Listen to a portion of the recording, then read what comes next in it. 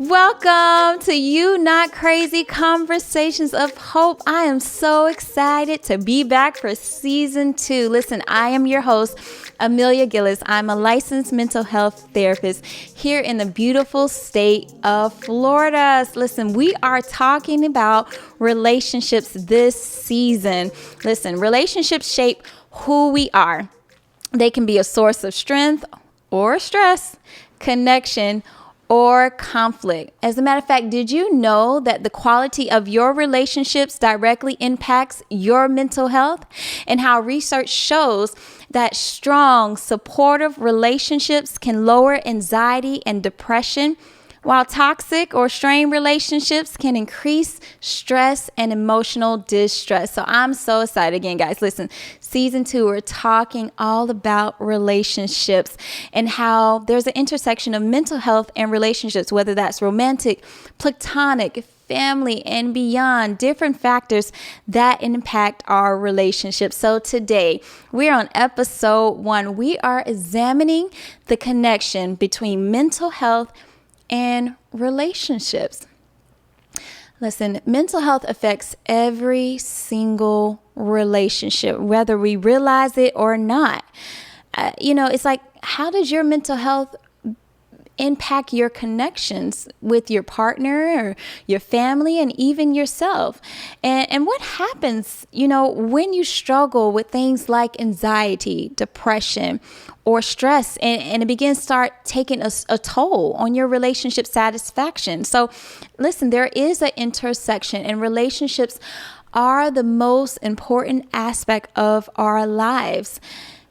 When you think about it, you see relationships here and there and social media. So relationships are important, right? So because we ultimately all desire fulfilling connections, but mental health can impact these relationships in ways, again, that we don't always recognize or even want to admit. Right. And so oftentimes we blame our communication breakdowns or busy schedules on other things. But the real issue is about what's happening within us. Right. So I'm going to just give you an example. Anxiety can make you second guess your partner's every word. Depression may cause you to withdraw emotionally, even leaving your loved ones and feeling confused or rejected because you're withdrawing. High stress can make you mentally check out because sometimes we are just trying to survive the day, right? And so I want to let you know that mental health does impact our relationships, but get this, none of this makes you a bad partner, a bad daughter. It just means that mental health plays a bigger role in connection than we often admit. So again, let's explore a little bit more how mental health affects relationship satisfaction and even how to navigate those tough seasons with empathy and hope. All right. So listen, because we understand that mental health and relationships are deeply intertwined, they can significantly influence us. All right. So here's some key elements that I want you to take away from this. And so ultimately, mental health affects our communication in our relationships. Listen, if I am stressed out at work, if I'm dealing with anxiety, that can challenge how I communicate verbally and non-verbally as well, right? So a lot of times, depending on how we deal with stress, we may be prone to anxious symptoms. And when we are anxious, that impacts our communication to the point where we're either over-explaining and sometimes even avoiding conversations, right? And so then I think about the concept of depression and how that impacts communication, right? So let's say you're dealing with something, this may cause you withdrawal or have a difficulty expressing your thoughts. And that also can impact communication as well, right? And so studies have shown that untreated mental health conditions can lead to misinterpretation of tone, body language, and even intent in conversation. Think about it this way. Have you ever struggled to say what you mean due to your emotional state? Think about it. How did this impact the conversation? Okay, so In addition, I think about how our mental health affects our relationships is that it affects emotional availability and even regulation. Listen, emotional availability refers to a person's ability to be present and responsive in their relationships. And depression can create emotional numbness, while anxiety may cause some of us to be hyperreactive. It is stress and mental health conditions ultimately that affects, and this is the science behind it, that it affects the prefrontal cortex, which is making it harder to manage emotions in the moment. So I want you to consider, how does your mental state affect your ability to be emotionally present for others? And what do you do to recharge emotionally? Right? And so another way that our mental health affects our relationship is our intimacy and vulnerability. Listen, mental health struggles, whether that is anxiety, stress, losing a loved one, that can impact both our physical and emotional intimacy within our relationships, right? And so how that look is that anxiety comes and depression may show up in those moments, but they often can bring feelings of shame, fear of rejection, or even exhaustion, making closeness difficult for us. And research shows that strong emotional support systems improve our mental health outcomes. So again, our mental health really impacts different areas of our life, right? And so with that being said, since we are talking about relationships during this season, I really want to talk about some common struggles, because I think a lot of times when we think about relationships, especially being in a social media society, we have these ideas or these shots of a moment on social media where we see happy families, we see happy couples, happy friendships. But and that can cause us to normalize, everything always being so well and fluffy, right? When in actuality, no matter the relationship, we're going to have some challenges that we have to overcome, or some challenges that are going to come as a result of our mental health. And that can include anxiety, depression, loss, transitions and changes. And so I really want to go over that, because I really want to help people feel seen and understood, that what they're going through in their relationships is common, it's typical, right? And so as a result of some of the mental health challenges or just changes in life, this can impact our communication.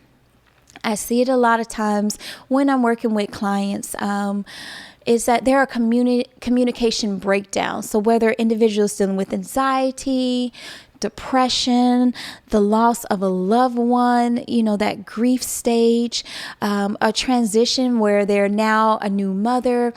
Listen, a lot of times that can lead to emotional challenges, which can cause misunderstandings or emotional withdrawal, and this can cause breakdowns in communication, and sometimes even look like overthinking or even misinterpreting someone's intention, that can cause arguments to happen often. So that is common. And that also can lead to emotional disconnection.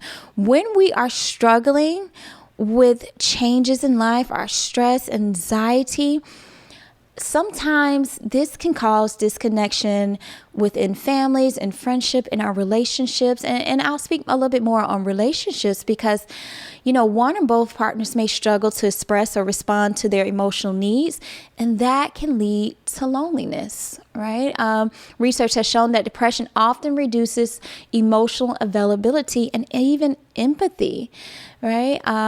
Some other things that can occur when someone is dealing with a mental health challenge is intimacy and sexual challenges. And so I'm going to refer to the rest of these more so within a partnership, right? And so when I'm dealing with a mental health condition, this can affect the libido, someone's body image, and even emotional connection, right? And so oftentimes when I am dealing with challenges, it's almost as though my ability to just regulate my mood, it becomes harder. Because now my system is just trying to protect me to deal with the stressors and things that I'm doing. I'm no longer in what we call a window of tolerance. I'm no longer able to stay calm, cool, and collect. And so ultimately, that's not going to allow me to want to have that emotional and physical intimacy. All right. And so another area that I want to really hone in is that sometimes when we are going through challenges within our mental health, this can also lead to trust and security issues, right? So if I am a type of partner who deals with anxiety a lot, this can fuel insecurities for me, right? Fear of abandonment, right? And so ultimately, I am dealing with now this narrative that my mind is playing out on its own. And because I am dealing with it within myself alone, this can bring challenges in my relationship as well. And so ultimately, when I think about these particular struggles, they are a lot of times as a result of the different changes and challenges that our mental health is facing. All right. And so ultimately, I just want you to consider, what are some mental health struggles that have impacted balance in your relationships? Because ultimately, all these struggles is what can take the relationship off balance. All right. And so I want to talk a little bit about a common struggle we call relationship anxiety, because I have noticed that this comes up a lot in relationships, and I want to kind of bring it to the voice so we can normalize it and understand it and talk about how we can change it and support you. And so one of the struggles that intersects in relationship is anxiety, and it shows up as what we call relationship anxiety. If you're familiar with the attachment styles, it's called anxious attachment. But what relationship anxiety is, it involves excessive worry about the stability of the relationship, how the relationship is going. Some example of it is if someone is dealing with this, is that they're overanalyzing texts. They're doubting the love after even minor disagreements. And the root causes of this, guys, and I think this is important, is that it's the past experiences. It's fear of vulnerability. And sometimes it's just natural anxiety patterns, because anxiety can be genetic as well, guys. It gets passed down. So when it manifests itself in relationship, this looks like overthinking a conversation, seeking reassurance, avoiding difficult discussions out of fear. This also can look like emotional withdrawal or sudden outbursts. So I want you to think about, have you ever felt anxious in your relationship, and how did it show up, and how did you handle it? So I want to just give you some strategies for this, because again, this is something that is common, but it's something definitely that you can work through. First and foremost, I want you to think of a concept we call grounding techniques. This is where I'm learning to stay present. What we understand anxiety is, it is a part where our systems go into flight, freeze mode, and it's a way for us to respond to stress. Right?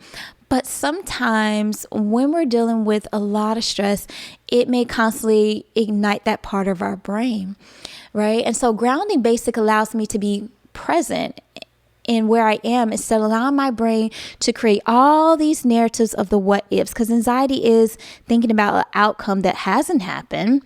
And it's that worry and that fear that's kind of taking place, and it creates a story. All right. So we want to ground ourselves, and grounding may look like simply sometimes finding an object in the room and going through your senses. Okay, I see this lamp. It's white.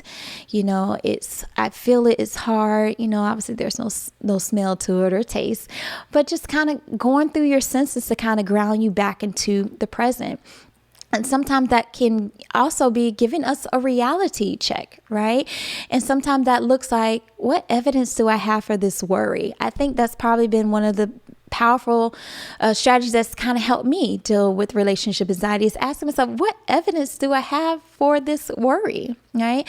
In addition, you can journal. This is identifying patterns and even just recognizing what those thoughts are and are there any themes around those thoughts, as well as you can seek therapy, right? So therapy is very important with helping you deal with relationship anxiety, but also having a supportive partner, right?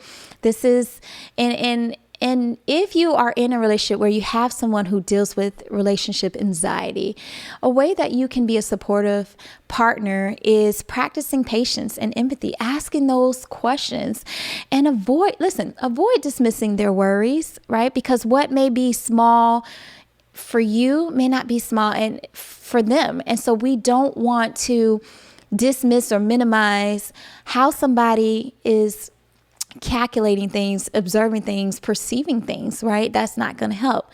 Also, listen, you can offer reassurance without enabling their anxiety, help them understand that you are there for them, that you got their back. So these are some things that, you can do. And even just asking, what are ways you can support them? All right. And so that is what I want you to kind of take away from that. In addition, I really want to talk about depression, because we live in a world where there are different things that are going on. There's just challenges of life that we all face. There's some ups and downs. And as a result, this can cause us to experience depressive symptoms. And so when you have someone in the relationship that is dealing with depressive symptoms, it can look like them become emotionally numb or detached. There's a decrease in their intimacy or their affection, and sometimes just their motivation is not there, whether for themselves or in the relationship. All right, and so a lot of times, that can cause disconnection in the relationship. And I think it's important that we normalize that not all seasons of a relationship is going to be good. And so when we're dealing with changes in life, again, this can cause anyone to have a depressed mood. And so if you are dealing with a loved one that has depression, I just want to give you some quick tips about that. You can create a safe space for communication. Sow a seed. Just because you sow a seed doesn't mean that seed is going to grow right away, right? Meaning you can ask, hey, can we talk about it? Doesn't mean they will be receptive, but I'm encouraging you not to stop. Water the seed, because anyone who's dealing with depression, they're only looking at things through a certain lens, and they're not able to see the whole picture. And if you care for them, if you love them, it's very important that you help them see who they are when they have forgotten. All right. So create that safe space for communication. In addition, you can prioritize having small, meaningful moments of connection. Figure out what it is that your partner needs in that moment. Right. And so these are just some tools that I want you to consider. So when it comes to mental health, at some point in our relationship, intimate relationships, family relationship, friendships, there's going to come a point where you're going to deal with some type of challenge that's going to impact your relationship, and it can create an obstacle in that relationship. But that does not have to end the connection. I think it's with awareness, intentional effort, and support. Relationships can grow stronger even in the midst of anxiety, depression, stress, or any other mental health struggle. All right. So again, remember those strategies here's some strategies for navigating challenges together. Open and honest communication. All right. It matters because mental health struggles often go unspoken, which can lead to confusion, misinterpretations, and distance in relationship. Listen, transparency builds trust, and it allows both partners to support each other. In addition, you can use I statements. Instead of blaming, you can say, I'm feeling overwhelmed today and need some space, versus you never give me space, right? Just sharing that. So share your mental health challenges without shame. Your partner or friends may not understand what you're experiencing unless you explain. Ask for what you need instead of expecting them to guess. All right. So I want you to think about a time when you were struggling emotionally and you didn't communicate it and how it affected your relationship. So there's one more thing I think that's important to say, guys, that we can support one another without enabling them. Listen, it's important that we offer support without feeling responsible, though, for fixing our partner's mental health. Healthy relationships allow for support, though, while maintaining boundaries. Okay, and we can practice that by offering encouragement, not pressure, such as you could say, I believe in you and I'm here for you if you need support. And that's seeking help versus, you need to get over this kind of concept, right? So set healthy boundaries. You could say, I want to be there for you, but I also need time for my own self-care, right? But also it's important to recognize when professional help is needed. A partner or a friend can be supportive, but therapy may be necessary for those deeper issues. All right. So ultimately, we all can strengthen our connection just through small acts. It matters because, again, when mental health takes over, it's easy to not feel connected, right? So tell your family, tell your friends, tell your partners that you care about them. Express those appreciation. Prioritize that quality time together. Find out their love language, to see how you can show up for them, right? And so ultimately, at some point in our connections, mental health will be intertwined within our connections. But we have the ability to overcome those things, all right? So again, I'm always a component of therapy, counseling, or even support groups so that you can get the tools and insight that you need for your particular relationship. All right, so that being said, listen, mental health struggles don't mean a relationship is broken. At some point in life, we're all going to be faced with a mental health challenge, whether it's due to stress, life changes, health changes. So there's going to be a mental health struggle at some point, but that doesn't mean a relationship is broken. It just means it requires intentional care. So I believe with open communication, mutual support, and self-awareness, relationships can not only withstand challenges, but also can grow stronger because of them. So in my closing, what is one step you think you can take away from today to nurture a relationship while also caring for your mental health? So thank you guys for taking the time to tune in to You Not Crazy. We're so excited to be back. Listen, tune in for the next episodes. We have guests sharing real life stories as we talk about topics around relationships. So please tune in to the next episode. So don't forget to like, share, subscribe to YouTube. Remember, you're not crazy. We're here just to provide a conversation of hope. So thank you for tuning in. I look forward to seeing you in the next episode.